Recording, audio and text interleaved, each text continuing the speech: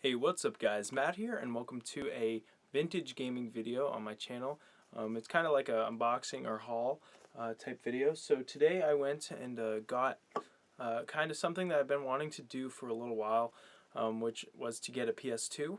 And while I was there I thought I'd pick up a lot of games that I had played as a kid and that I kind of wanted to reminisce and play through again. So I have a bunch of games I'm going to show you guys. I'm going to show you the prices, and then I'll talk about where I got them. Or actually, I'll talk about where I got them first. So I got them at a place called Gamebox. They're in Topsom, Maine, if you guys are curious about that. They have really good prices and a really good selection of kind of nerd things, vintage and new. So it's a really cool place just to go in and check out every once in a while to see what they have. And I was able to get the PlayStation for $50 with the controller and the memory card. I also bought a PlayStation 1 memory card just so I can also play PlayStation 1 games on the PS2. So we're going to start with the PlayStation 1 games. I'm just going to take out one that I already had. So we're going to start off with the top of the thing. So right here I have Tony Hawk Pro Skater. I got this for $4.99. This is the original Pro Skater. A lot of these games, I don't know if I'll play through. I'll tell you the ones that I will play through, but a couple other ones might just be kind of fun games to play here and there, and this is one of them. So I got that for $4.99. And then this one I kind of got, not really because I had played it, but because of the nostalgia, and it was really cheap. So this is Space Jam for PlayStation 1 by Acclaim. It was only $2, so I kind of just grabbed it. This, as you guys know, I do like Harry Potter, so I got the second Harry Potter on the original PlayStation. This was $5, not too bad. This is Centipede. I tried to get the sticker off. I'm going to have to get these stickers off after, but this is the original Centipede, or not the original, but the PlayStation edition. This is a really fun game to play.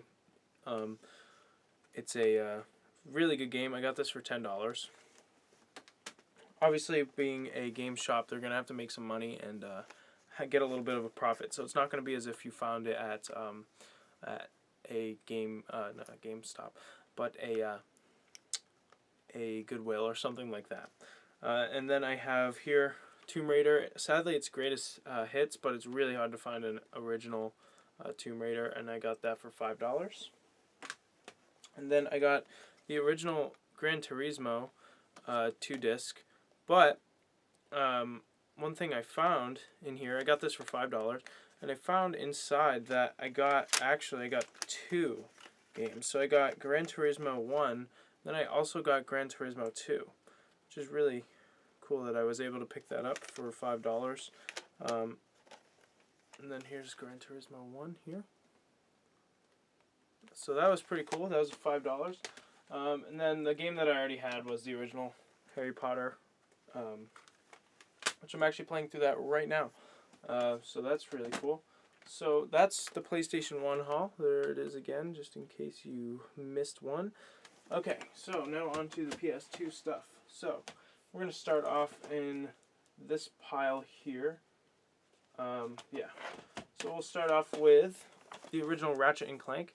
A lot of these games I'm actually really happy that I got in non-greatest hits, like this game.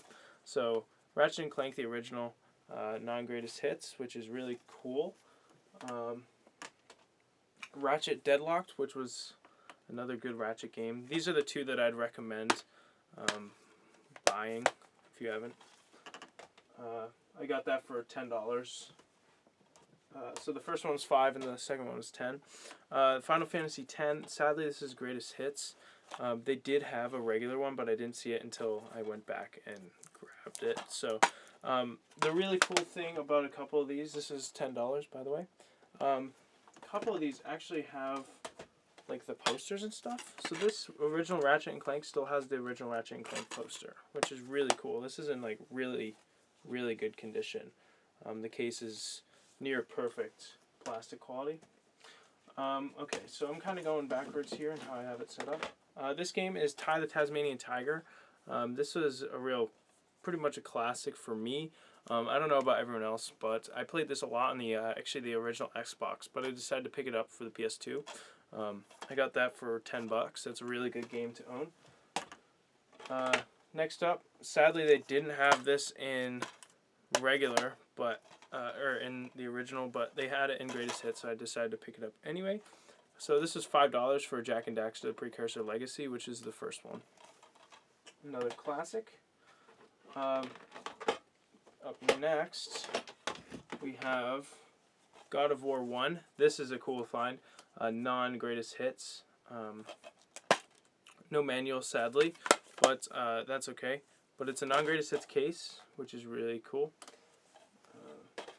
And then God of War 2, non-Greatest Hits. Again, this is awesome, with both discs and manual for $10.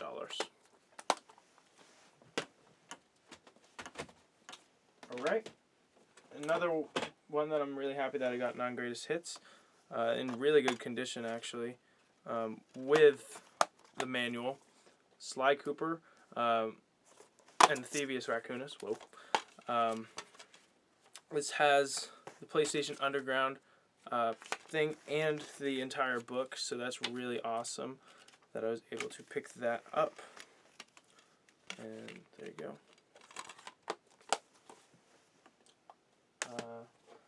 And then next I have Sly 2, Band of Thieves, non-Greatest Hits, with the book again. And behind it we have the poster, which is really cool that I was able to pick some of these up with all the literature. And that was $5. Sorry, both of these are $5. Yeah. Next up is Sly 3 Among Thieves. Decent quality book, no poster, but that's cool. Original case, non-Greatest Hits, and that was $10. Okay, and that's this half, so you can kind of pause there and see what we have going. Okay, cool. So in the last little pile here, we'll go this way. Right here I got Burnout Revenge, non-Greatest Hits. This is a really fun game to play. This is kind of like my favorite racing game that wasn't Need for Speed. Greatest Hits, got it because it was cheap, and it's a good game to play with your friends who also played this. MX versus ATV Unleashed. This is kind of a cool, kind of just casual play. It's only $5, and Burnout was $10. Sims 2, non-Greatest Hits, $10. Pretty cool game. I did play this quite a lot, so that's cool. Up next, I'm actually happy that I found this non-Greatest Hits. They also have Ico non-Greatest Hits, which I might eventually pick up, but this was one that I played more. This is Shadow of the Colossus. I got this for $15, which is kind of pricey, but it's definitely a classic game, and it's I bet it'll be worth more as time passes, especially once The Last Guardian comes out, because this is obviously what that's related to. So yeah, I got that for $15, and the case is in really nice shape. No worries there. They had this in non-Greatest Hits, but I didn't see it until after. This is Star Wars Battlefront 2. Got this for $15 as well. It does come with the book. This is just a classic game. You kind of have to own this along with its younger brother, Star Wars Battlefront, which is non-Greatest Hits.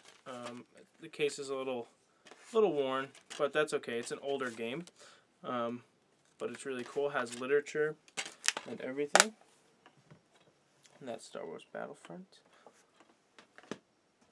And the last two, or on the second to last, this is Harry Potter and the Prisoner of Azkaban. This is pretty awesome.